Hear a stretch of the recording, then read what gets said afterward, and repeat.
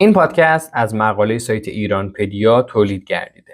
خب سلام به شما که دارید این بررسی عمیق رو گوش میدید. ما امروز قراره بدون هیچ سوگیری سیاسی یه نگاه خیلی دقیق بندازیم به دو تا رویداد مهم. دقیقاً 2 اتفاق تاریخی حول ترور سید علی خامنه‌ای تو سالهای 1360 و 1404. آره، راستش هدف ما اصلا تحلیل سیاسی نیست. ما فقط میخوایم از روی مقاله ایرانپدیا معماری اطلاعاتی این دوتا دوره رو کالبد شکافی کنیم. برای شروع تصور کنید یه ضبط صوت ساده روی یه میز چوبی قرار داره.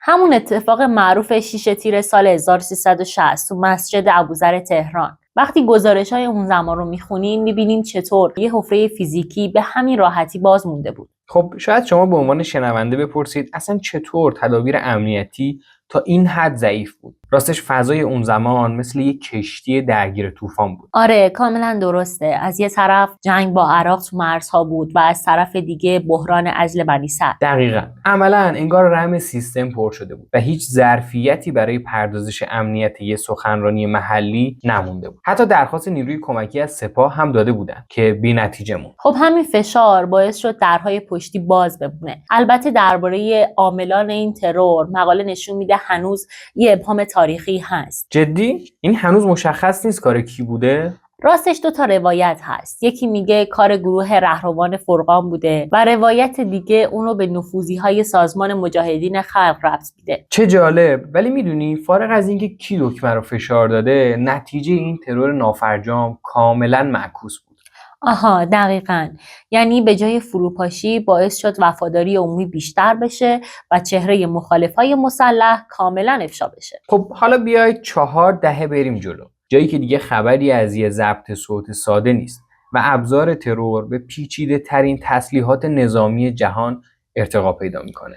بله میرسیم به 9 اسفند 1404 عملیات پیدایش. واقعا تکان دهنده است. یه عملیات مشترک آمریکا و اسرائیل با جنگنده های F-35 و موشک های بلواسپارو علیه بیت رهبری. درسته. حالا سوالی که برای شما پیش میاد اینه که چطور یه عملیات اطلاعاتی 2 دهه‌ای تونست به این هسته مرکزی نفوذ کنه؟ آره واقعا چطور از اون همه لایه‌های امنیتی و تونل‌های بتونی عبور کردن؟ راز ماجرا تو متدولوژی اطلاعاتی مدرنه. مقاله ایرانپدیا خیلی واضح به نقش یگان 8220 اسرائیل و سازمان CIA اشاره میکنه. پس دیگه با یه جاسوس کلاسیک طرف نبودیم. نه اصلاً.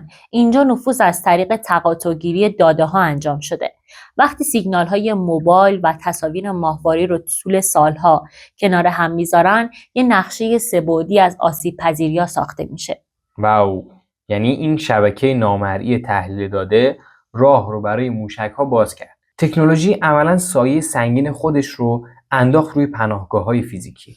دقیقاً. ولی یه نکته کلیدی دیگه تو مقاله هست، همون تضاد بزرگ تو انتشار خبرها. آره، همون تقابل سرعت انتقال داده با مدیریت بحران. تو سال 1360 خب حاکمیت میتونست روایت یه انفجار رو کنترل کنه. ولی تو سال 1404 قبل از هر بیانیه رسمی داخلی خبر تو شبکه‌های اجتماعی مثل بمب میترکه. حتی دونالد ترامپ هم تو شبکه تروث سوشال خبر رو سریع تایید میکنه. اما در مقابل مقامات داخلی یه تأخیر استراتژیک داشتن.